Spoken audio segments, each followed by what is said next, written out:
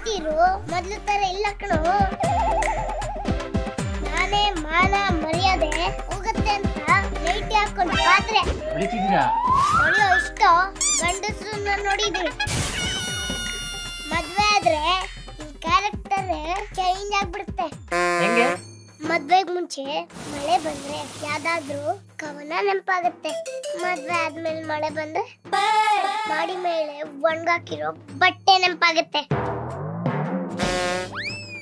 ಅವನೇ ಸಂಸಾರಿ. ಮದ್ವೆ ಆದ್ಮೇಲೆ ಗಂಡಸರು ಕೂದಲ್ನ ಶಾರ್ಟ್ ಆಗಿ ಯಾಕೆ ಕಟ್ ಮಾಡ್ತಾರೆ ಹೇಳು? ಯಾಕೆ? ಹೆಂಡತಿ ಕೈ ಸಿಗ್ಬಾರ್ದು ಅಂತ. ಥಿಯೇಟರ್ ಅಲ್ಲಿ ಸಿನಿಮಾ ನೋಡಕ್ಕೆ ಬಂದಾಗ ಹೆಂಗಸರು ಸಿನಿಮಾ ನೋಡ್ತಿರ್ತಾರೆ. ಗಂಡಸು ಮಗುನ ಹೆಗಲ ಮೇಲೆ ಹೊತ್ಕೊಂಡು ಮಲ್ಗು ಕಂದ ಮಲ್ಗು ಕಂದ ಅಂತ ವರಂಡಲ್ಲಿ ಓಡಾಡ್ತಿರ್ತಾನೆ. ನೋಡಿದ್ಯಾ? ನೋಡಿದ್ರೆ ಅಯ್ಯೋ ಪಾಪ ಅನ್ಸುತ್ತೆ. ಬೇಕಾಯ್ದಲ್ಲ ನಿಂಗೆ? ಅಂಕಲ್, ನೀವು ನಿಜವಾಗ್ಲೂ ಹಿಂಗ್ ಹೇಳ್ತಾ ಇದ್ದೀರೋ ಅಥವಾ ಹುಡುಗಿ ನೋಡಕ್ ಆಗಲ್ಲ ಅಂತ ಹೇಳ್ತಾ ಇದ್ದೀರೋ ಗೊತ್ತಾಗ್ತಿಲ್ಲ. ಏಯ್, ನನಗೇನು ಇಷ್ಟೊಂದು ಫೋಟೋಗಳಿದೆ. ಈ ಫೋಟೋ ನೋಡು. ಹುಡುಗಿ ಹೆಂಗಿದ್ದಾಳೆ? ಹೆಸರು ಅತುಲ್ಯ ಅಂತ. ಓದಿದ್ದಾಳೆ, ಶ್ರೀಮಂತ ಹುಡುಗಿ. ಸಖತ್ತಾಗಿದ್ದಾಳೆ. ಮಾತಾಡಿ ಅಂಕಲ್. ಸ್ವಲ್ಪ ಕಂಡೀಷನ್ಸ್ ಇದೆ. ಕಂಡೀಷನ್ಸ್ ಏನಿದ್ರು ಓಕೆ ಓಕೆ ಓಕೆ. ಇವಳು ಮದ್ವೆ ಆಗೋ ಹುಡುಗಂಗೆ ತಂದೆ ತಾಯಿ ಇರ್ಬಾರ್ದಂತೆ. ಅಣ್ಣ ತಮ್ಮ ಜೊತೆಲಿ ಹುಟ್ಟಿರ್ಬಾರ್ದಂತೆ.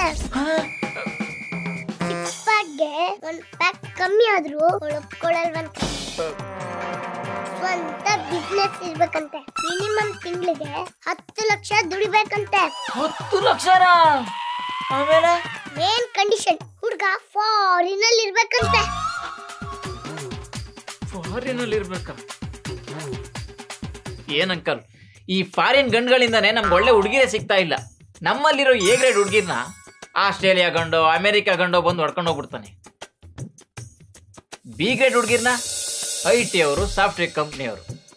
ನಮ್ಗೆ ಉಳಿದಿರೋದೇ ಸಿ ಗ್ರೇಡು, ಅದರಲ್ಲೂ ಸಾವಿರಾರು ಕಂಡೀಷನ್. ಏನೋ ಮಾಡೋದು ಮೊದ್ಲು ತರ ಇಲ್ಲ ಕಣೋ. ಹುಡುಗಿರ್ಗೆ ಡಿಮ್ಯಾಂಡ್ ಜಾಸ್ತಿ.